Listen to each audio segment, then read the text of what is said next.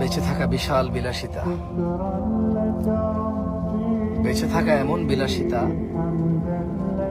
বেঁচে থাকা আল্লাহর এমন নিয়ামত যে মানুষ সুবহানাল্লাহ বললে আসমান আর জমিনের খালি জায়গাটা নেকিতে পরিপূর্ণ হয়। মানুষ আলহামদুলিল্লাহ বললে নেকির পাল্লা ভারী হয়ে যায়।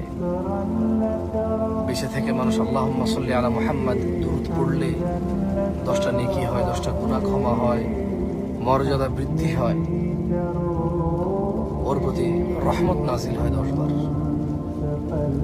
বেঁচে থাকলে ফজরের 2 রাকাত সুন্নত আদায় করলে দুনিয়াতে যা আছে এর চেয়ে বেশি কিছু পাওয়া যায়।